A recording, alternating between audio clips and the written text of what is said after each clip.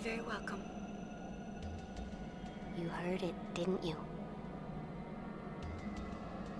You want to see him? Him? Yes. You want to walk together again?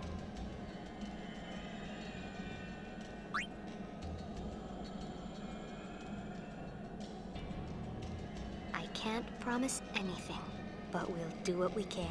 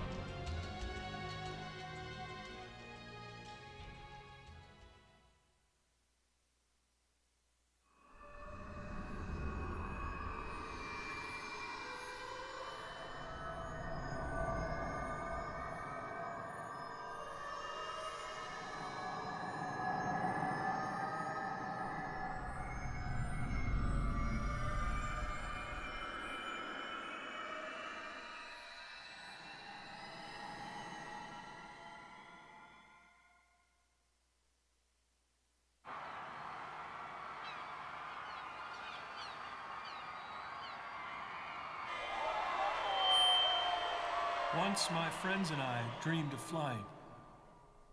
We would sail a ship with me as its captain. In time, I became that captain. I found a new ship with new friends. My ship was the Youth League.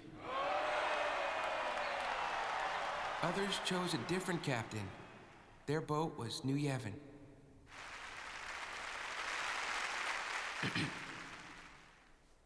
You know, I realize I'm like a lot of you people. We want a captain, and we want a ship to ride, but more important than that, really, we all want to ride together. There are some things you can't do alone, but they become easy with friends beside you. This was the lesson that we learned when we launched those ships. It was power. And we misused that power. We turned our friends and followers against each other.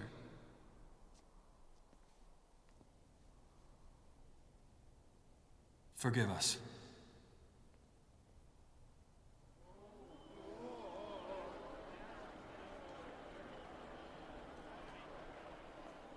Somehow we forgot.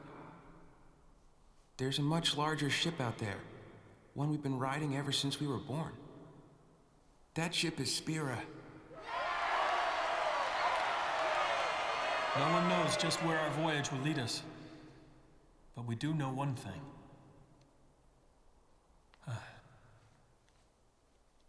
One way or another, we will get by. We'll go on living. The calm will continue.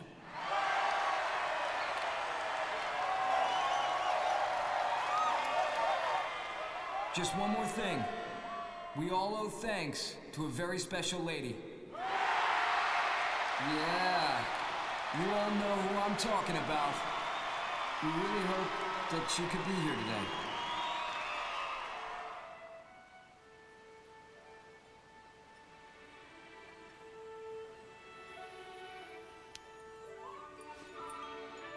It's time for me to go home. She left a message. She said she's going home. So farewell, but not goodbye.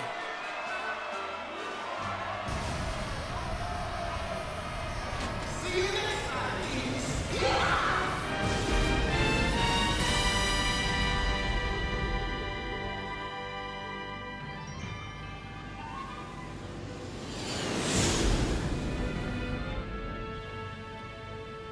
Did we really have to leave like that? Just think of the party we're missing. I think we party enough, don't you? Brother, higher!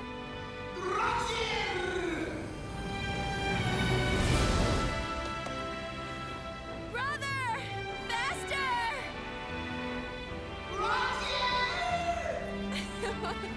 I can't hear you!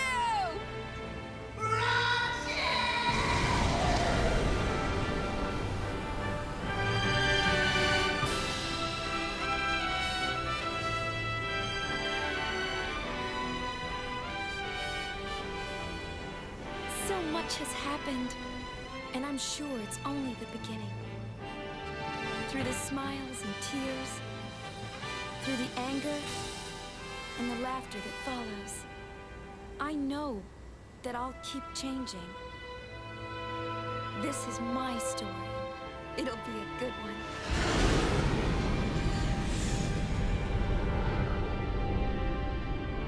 It all began when I saw this sphere of you.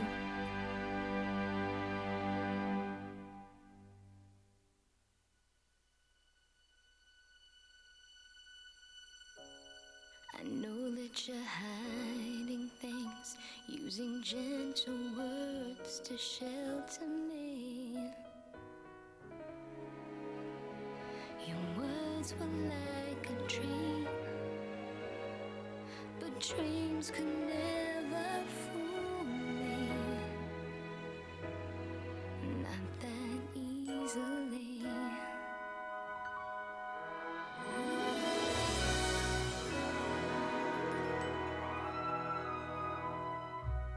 I acted so distant then, didn't say goodbye before you left. But I was listening. You'll fight your battles far from me, far too easily. Save your tears, 'cause I'll come back. I could hear that you whispered as you walked through that door. But still I swore to hide the pain. When I turned back the pages, shouting might have been the answer. What if I'd cried my eyes out and begged you not to depart? But now I'm not afraid to say what's in my heart. Though 1,000 words have never been spoken, they'll fly to you, crossing over the time and distance, holding you,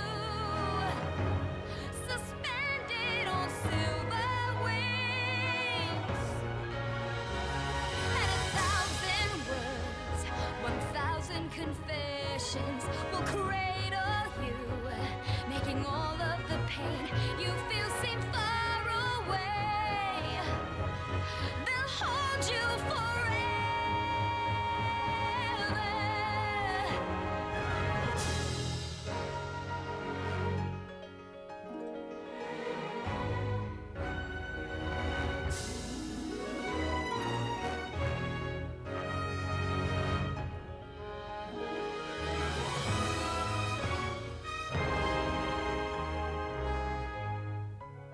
The dream isn't over yet, though I often say I can't forget. I still relive that day.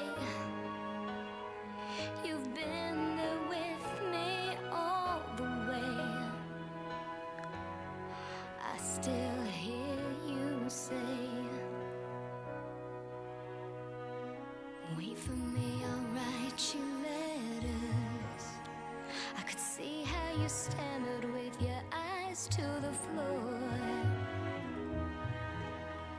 But still I swore to hide the doubt. When I turned back the pages, anger might have been the answer.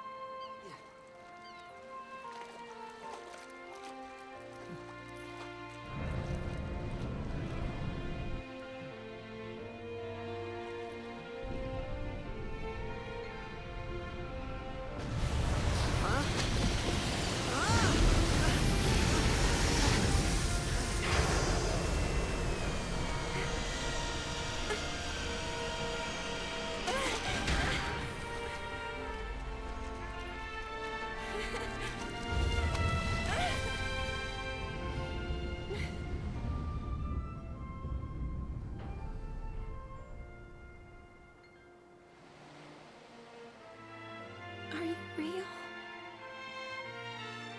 I think so.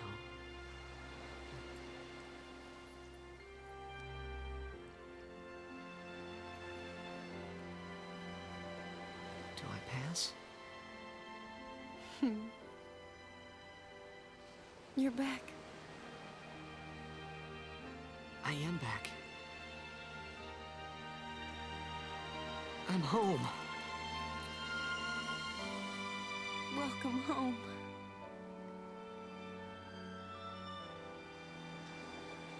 Yes, home.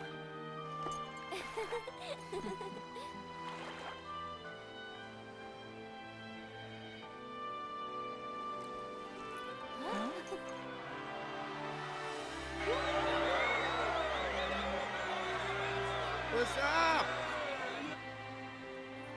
Who asked you to watch, Waka?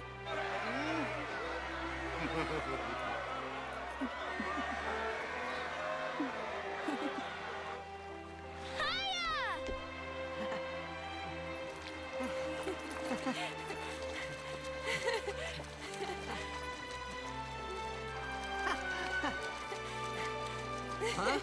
Hey! Whoa! You know, you've changed. Well, you've missed a few things. I want to hear everything. Well, it all began when I saw this sphere of you.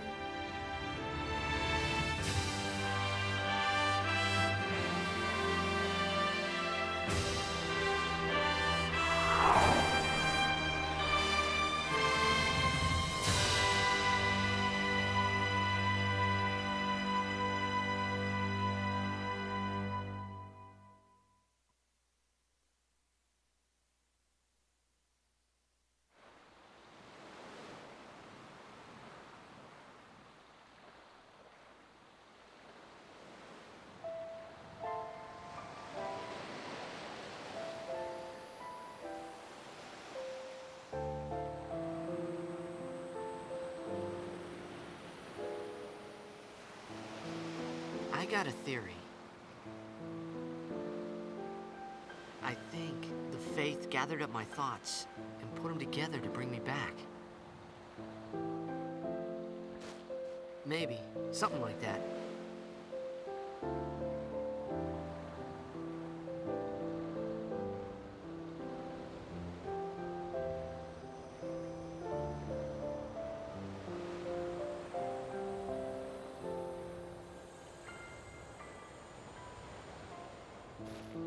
Or maybe I'm still a dream.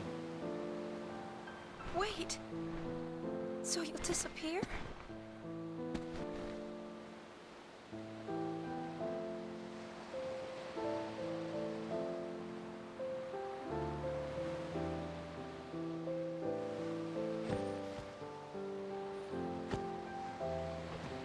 Cherish me, Yuna. And I'll cherish you. All right? We gotta stay together. That's what we have to do.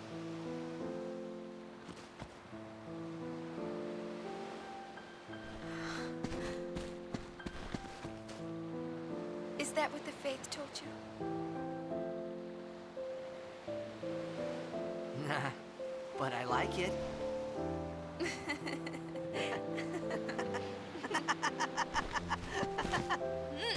Hey! Oh!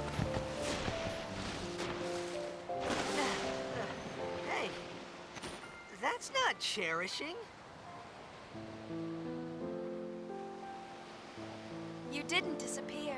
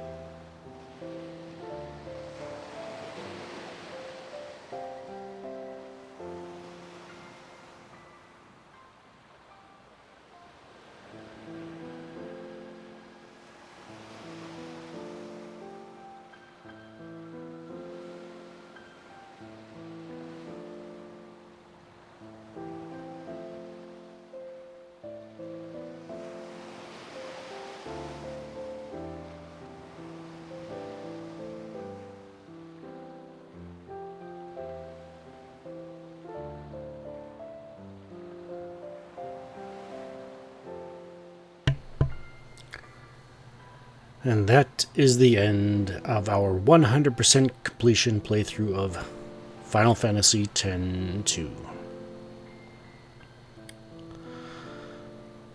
Alright, so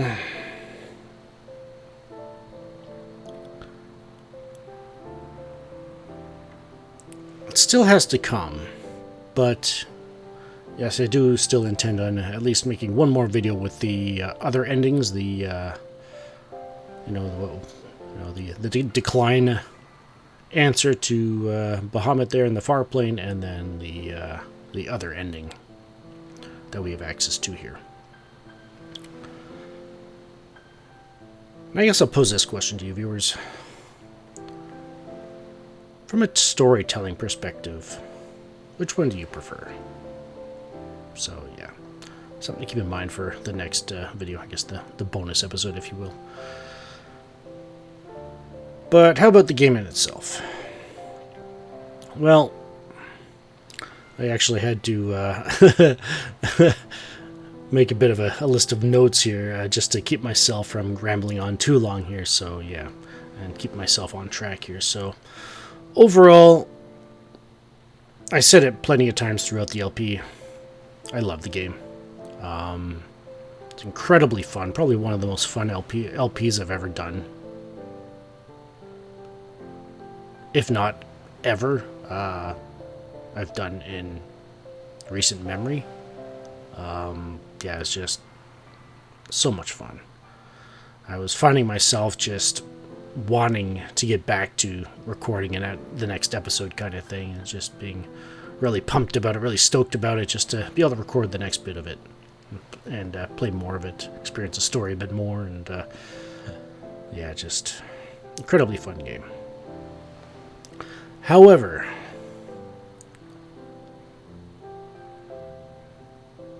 with over 70 hours worth of video,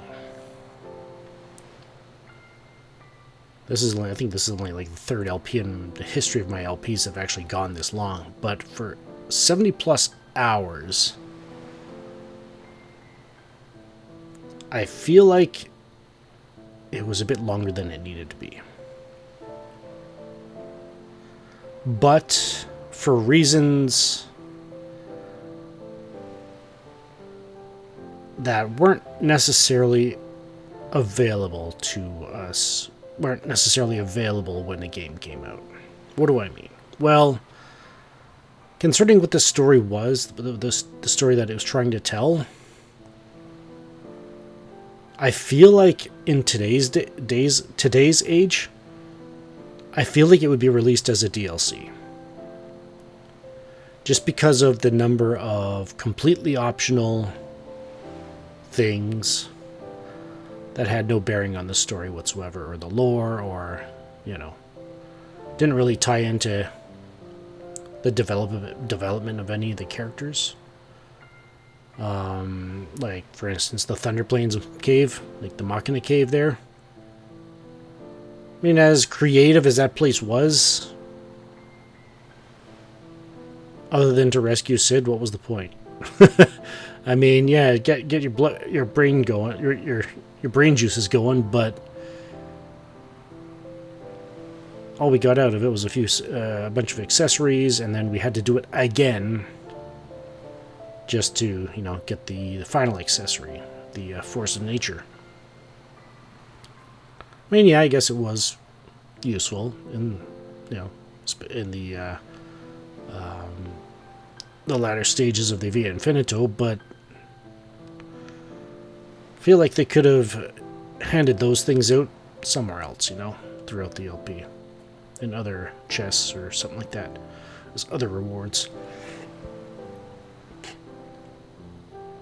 On the note of the other stuff where it could have come, the minigames and most of the challenges, like the Gunner's Gauntlet, the Blitzball, that kind of stuff, I'm okay with those. Those were all right. The Gunner's Gauntlet was challenging, and considering the situation with the Youth League and New Yevon at the time, it being like a training exercises for new recruits, tied into the story, the lore of the world building. I'm okay with it, allowing us to participate in it and, complete challenges for rewards and that kind of stuff. I'm all for that. Blitzball, again, because it was not part of the completion percentage, I'm okay with that as well. Because obviously it is much different. Well, I guess looking back on it now, I feel like it's basically like the how it plays anyway is basically like Blitzball from last game, but without the manual control. But as I said when I did it, there is a certain aspect to it that I feel like it could really be fun. And I feel like there's enough to it, and even Blitzball from last game, that I feel like they could they could make like a minor game, like a spin-off game of it, of just Blitzball kind of thing, with those two types of playing styles, where you play as the players or you can manage the team kind of thing. I feel like that could be a thing, but I doubt they'll do it now because, well, they got both of these games for it.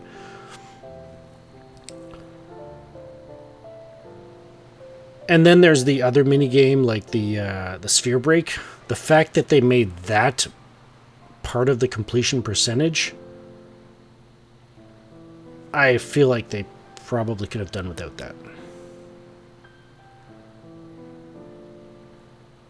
The fact that you had to win the tournament in order to get the completion, yeah, it was just, I don't know. I feel like it was a bit unnecessary to include it in the completion. I mean, yeah, definitely keep it in the game for the sake of the fact that, well, yeah, Blitzball's off, so something else to do kind of thing for the masses, so to speak. The reason Bryn introduced it, so yeah. All for Sphere Break as far as the minigame goes. As far as it being part of the completion, considering I don't think it really had anything to do with... I mean, it might have something to do with Shinra's character development or building up Shinra's character, but I don't know. Maybe I was just missing something, or maybe I'm forgetting something, but it feels kind of just unnecessary, Also, the Via Infinito obviously is the big one. I'm okay with that as well, with a few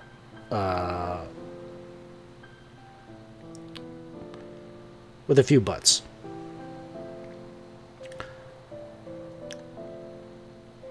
Two big ones. What were the devs' intentions with the last 20 floors? Because obviously there's two reasonings I can think of for the last 20 floors below floor 80. Is one, based on the narrative of the dungeon up to then. It was all about, going deeper. Things were getting more and more difficult. The bosses were getting significantly more difficult because, they were incarnations of Unsent from 2 years ago. And yeah, they've had 2 years to build up strength, so to speak.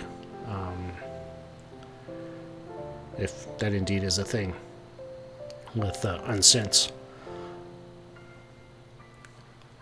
But when you get to the bottom 20 floors and you start running into the bosses that you faced up to that point and random encounters, bosses that we really kind of needed specific setups that weren't really all that related in a way, unless you wanted to use the catnip every single time, if you even had it at that point.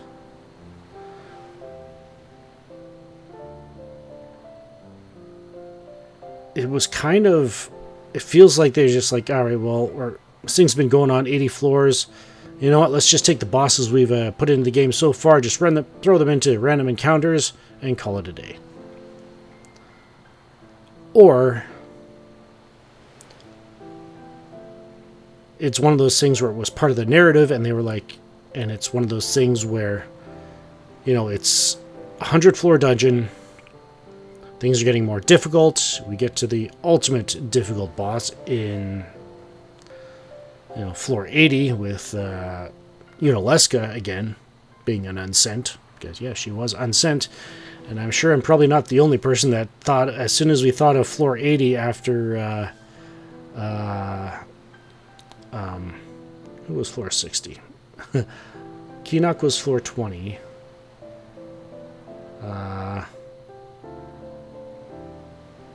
Keenock, wow, I can't remember. But yeah, it was at the point where it's like, who's next? And one of the biggest names that came to my mind, I'm sure wasn't the only one, was Seymour. But I think it's kind of cool that they kept the narrative of that correctly, because Seymour is indeed sent as of this game. So yeah,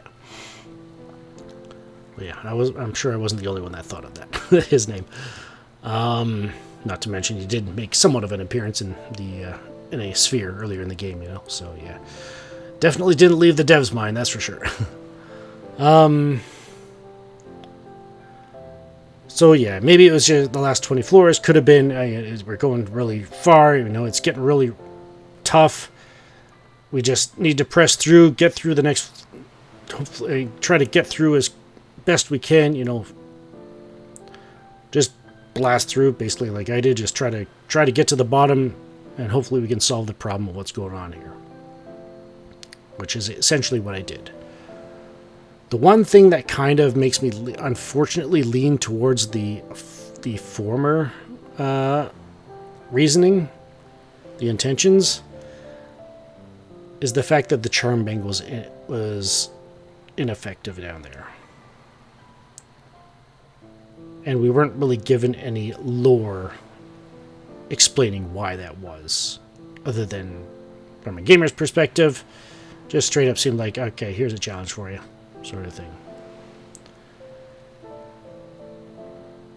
But I feel like the charm bangle limitation wasn't all that necessary, because really, to get down to the bottom, you really did have to grind all that much anyway. So if you were just using the charm bangle, eventually you get to the bosses or whatever, at least, you know, the boss on the bottom floors, and they'd probably destroy you. Just because of how fast Shaq attacked, you know, Unalesca's a form, how fast its attack speed was, you know. And I feel like the levels would have just made it a bit more manageable kind of thing, which it did. So I feel like the charm bangle limitation there was kind of unnecessary. But, yeah, considering the last 20 floors, we just basically ran from every battle. So, yeah. Again, unless they wanted to do that just for the added bit of danger. I don't know. I don't know what their reasoning was. It's just those are the two ideas that came to mind with it. Also, you could argue that Bicanel, you know, the whole digging thing out there, that makes sense. They're the Albed. Unfortunately, they had to destroy their home 2 years ago, so they're, you know, not to mention, they probably know more than anybody, you know, what's out there kind of thing, what they could dig up, the value of what they could dig up there, so that makes sense.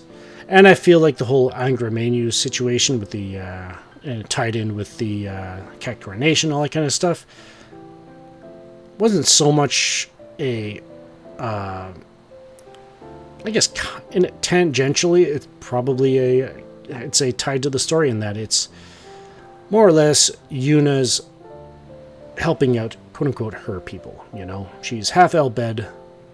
She's traveling with, you know, her cousin Riku, who is in Albed, and it makes sense that, you know, if they're having problems out there, it makes sense that she'd want to help them, you know.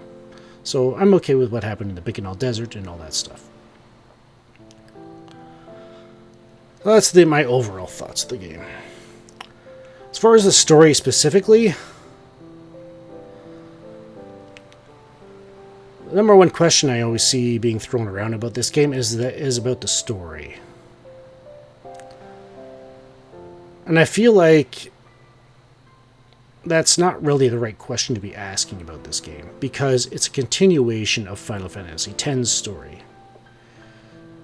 And the fact that they did continue the game, that they, from all accounts, intended to continue the story after Final Fantasy X because of, you know, the reused cutscene from the end of that game, at the end of the credits here. They intended all along to continue the story into this game. The question I feel like is the right one to ask is, Was this story necessary? And I say 100% yes. It is a very different story because it is a very different Spira. Remember, 2 years ago, a society that had been living in terror under Sin's reign for 1,000 years came to an end, or claimed to have come to an end, with Yuna declaring that Sin was dead. Finally. So, with the knowledge, well, I won't get into that yet. There was probably a bit of time of, obviously, the calm that Spira is used to. You know, it's a period of time where people can, you know, rest in their beds without having to worry about Sin, without worrying about the dangers. And the fact that it's 2 years after the fact kind of does give weight to exactly... builds on the lore of the calm itself, in that 2 years after, people started getting excited, you know, going out, doing other things. But remember, this is a society that's been living in terror for 1,000 years. So that leads me to believe that as far as the calm itself goes, remember, this is a calm. One of these calms, how rare they were, over 1,000 years, there had only been 5 of them until Yuna. And the fact that people were finally starting to relax 2 years, just 2 years after Sin was defeated, leads me to believe that the calms themselves probably didn't last much longer than a year, if a year. So there was definitely a time, well, less than 2 years for sure. Because there was definitely probably going to be a lot, it makes sense that it'd be a period of time where people would still be nervous. It's like, is he gone? Is he going to come back? Always looking over his shoulder, still living in fear of it, of Sin. But then, you know, when the historical, I guess, length of, you know, past calms had come and gone, people started to wondering, is he actually gone? You know, they'd start to get excited, and resulting in what we have 2 years later. So that means people were likely waiting centuries for a calm in some cases. Especially since it was until the current calm was only 10 years since the last one. So yeah, really puts into perspective, you know, how rare the calm was.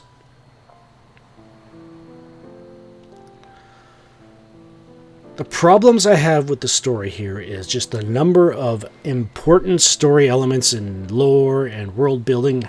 Well, I guess world building's okay for this, but story and lore directly tying to the story in this game itself, too much of it. I feel like not much of it was, but too much of the really important stuff was hidden behind obscure requirements. Sort of like that scene between Nuge, Gipple, and Barreleye below Bavel.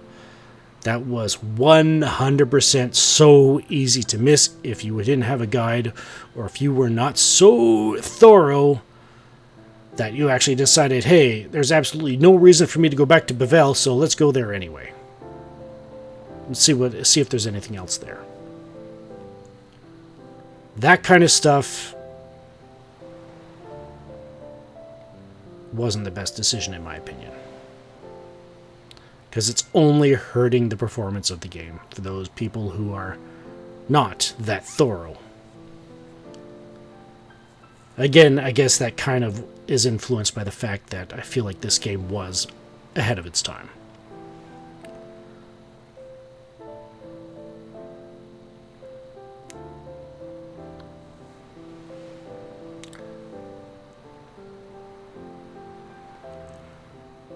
So yeah, that's my view on the story itself.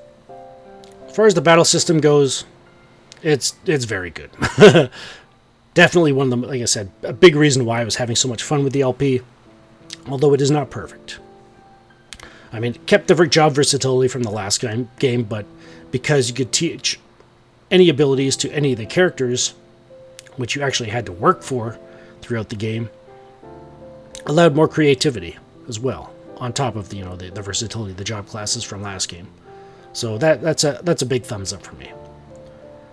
And then you had the dress spheres themselves. They're fun transitions, but sort of like the Aeons from last game as well. As entertaining as they are, they can get cumbersome, and you did have the option to reduce the length or just outright stop them. And the fact that they kept the full transformations for first time for the first time you change into them, that was kind of cool as well. So yeah, another big thumbs up for how they handled that. The transformations, the changing of job classes. Another big problem with the battle system was the lack of a sensor ability beyond the gun mage. Because of how important status ailment protection is in this game. The lack of a sensor ability to show your weaknesses and maybe even, give you, sort of like last game where it gave you hints about, what the fiend was susceptible to kind of thing, or what it was immune to kind of thing, could have really helped out the game, especially for newcomers, considering the how different, and I guess you could say difficulty spike in terms of jumping from 10 to 10 what is. I feel like it could have really helped out people plan their accessories kind of thing. You run into one specific status ailment that either you game over to, or you're able to get out of the battle with. It's like, okay, so I've got to deal with that. Let's switch to an accessory that protects against that, or a dress sphere that has that protection, and then we can continue on kind of thing. But we didn't have any way to see, what they were weak to, what they, beyond, trial by fire kind of thing.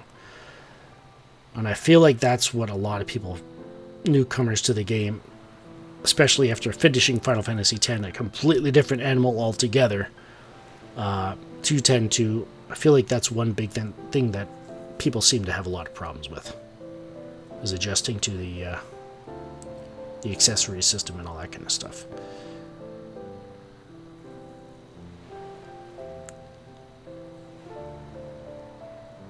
On the flip side, though, if you happen to learn a status immunity during a battle, it immediately applies it in that battle is a really cool feature as well. Just having immediate access to any new abilities you learn on the fly, definitely a good call there. 100% good call there. Because not only does it make sense, but, it, in some cases, it could free up some extra creativity in the battle for you. Not having to worry about certain buffs or protections and all that kind of stuff in the battle, and just do something else, to help speed up the defeat of the fiend, As fun as this game was, by the time we got to the end of Chapter 3, I was actually getting bored with the job classes. Even though I tried to do my best to get... I actually ended up getting all the dress spheres some action. I noticed that I actually had a few ability points in Riku's special dress sphere, so I guess technically I did show off at least one person in each of the dress spheres, so that was something I actually wasn't expecting, but I was aiming for something like that, but I wasn't expecting to get all of them. But yeah, by the end of Chapter 3, we had basically reached the point where we'd been into all the dress spheres, and it was literally, for me, just berserking Riku in pain, and then Yuna healing and managing that, and just letting the battles play out. By the end of Chapter 4, when Chapter 4 came around, it came around at the right time, because I was actually getting bored with it.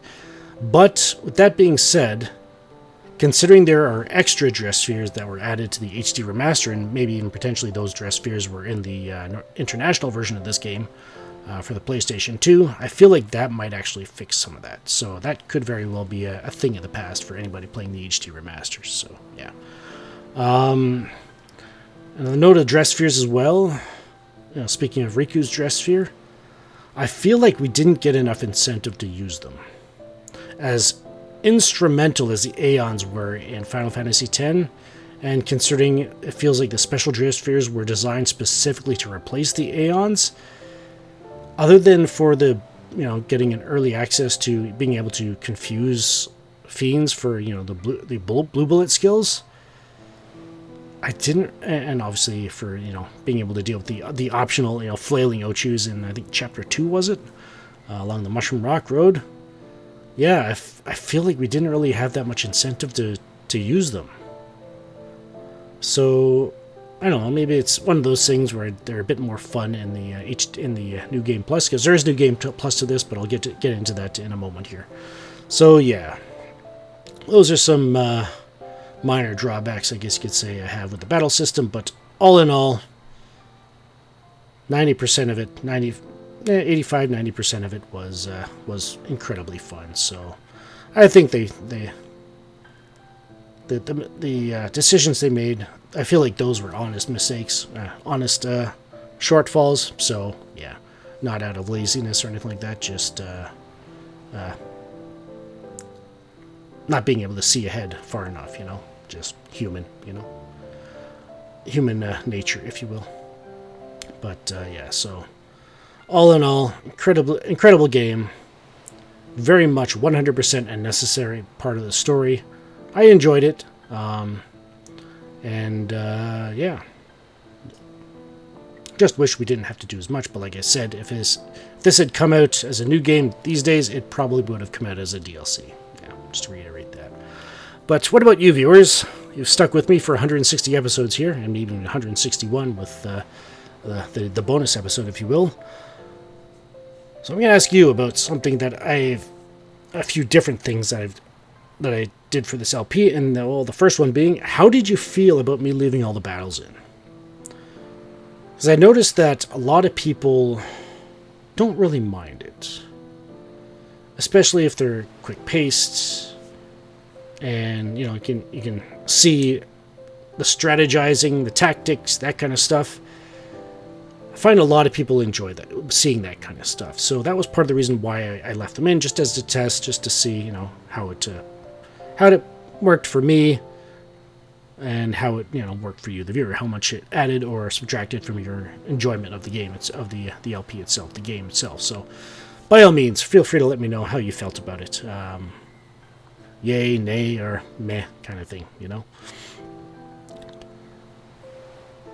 And that leads into, how do you feel about editing out unnecessary battles? I feel like that's self-explanatory. Like, if I'm going to be running from the battle anyways, why leave it in, kind of thing. So yeah, I figure as long as I let you know what's happening, that should be all right. It'll just add to my editing time, but reduce wasted time. And obviously, going back to leaving all the battles in, obviously, cutting out all the grinding kind of thing. The grinding, I feel like, is kind of unnecessary. So I guess you could call that unnecessary battles, if you will. Unnecessary battles, or unnecessary necessary battles. Yeah, I think that's probably closer to what it means. What I'm meaning. And also, how do you feel about the story after watching it through 100% completion, basically getting all of it? Not sure if there's anything else we missed, but I feel like the completion percentage probably took care of most of that.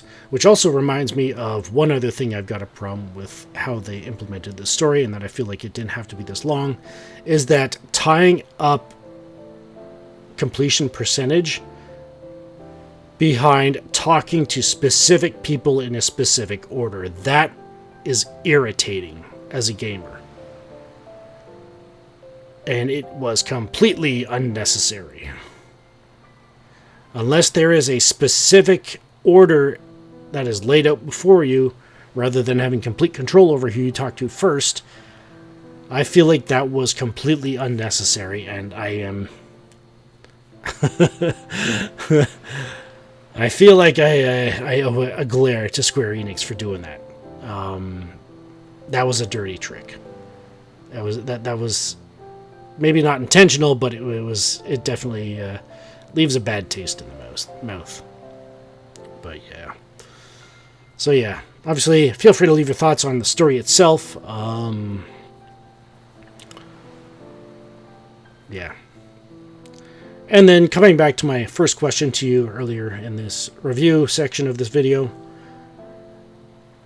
I do intend to upload the other two endings, and I want your opinion on if you are able to, articulate, able to express it. When you see the ending after we have Yuna decline to see him, which one do you, based on how how they're delivered, each ending is delivered, how do you feel should have been the canon ending? Because obviously, since the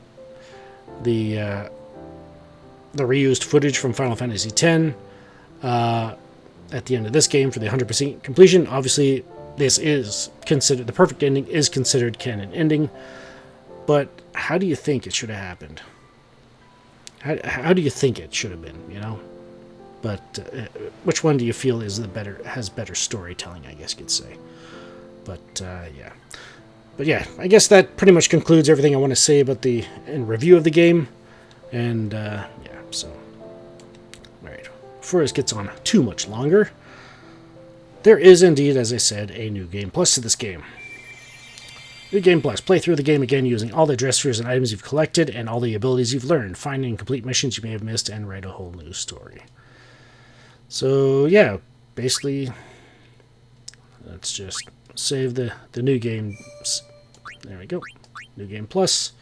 Probably shouldn't have saved over that one because probably going to be using it for the extra endings, but well. Alright, so that was just, just a few fights up the way at the point of no return, so I didn't have to fight the previous fights, but it's not a big deal. So yeah, what carries over in total with the New Game Plus?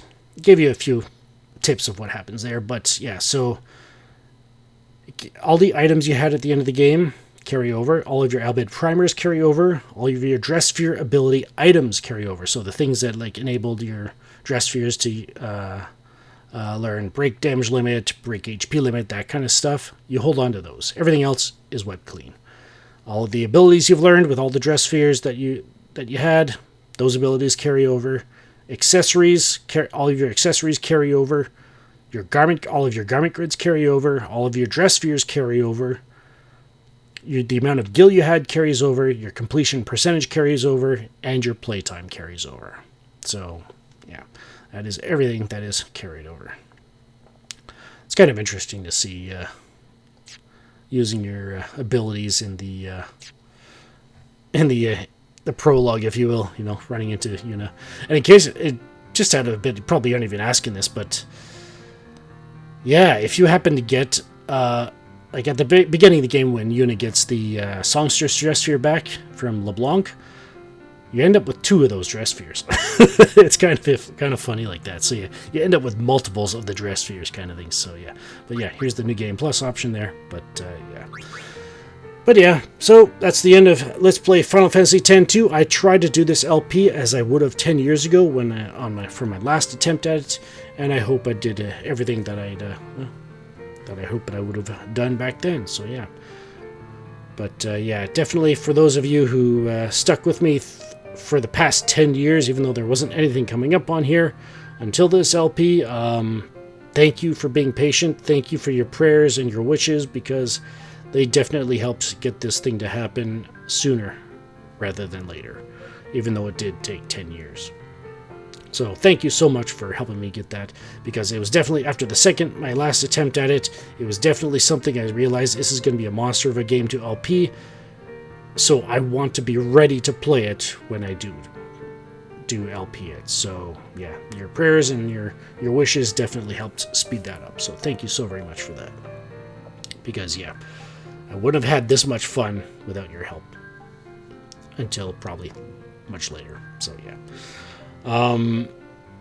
Also, for those who may have left the channel because nothing was happening, and maybe this is even beyond after the fact of me recording this, and you decide to come back just to see, and you see that there's this LP on this channel finally, and yeah, and you're thrilled to see it again. Well, thank you for coming back. I mean, It was definitely an LP I really did want to get up on this channel. Mainly because, I tried twice and I failed, and yeah, I felt like definitely one game I had to get up on this channel. So yeah, it was no ifs, ands, or buts. Well, if there was, it was very, very quickly quashed with the fact that I said I'd do it, and there were people waiting for it. Yeah, all the intentions of getting this up here. Beyond that, so yeah, if you come back after the fact, thank you for coming back and seeing the LP that you have deserved for the past 10 years. But in any case, and until next time, thank you all so very much for watching.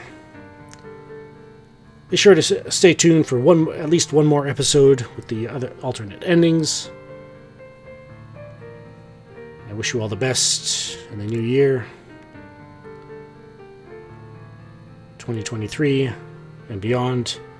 Take care, be blessed, and have a good one.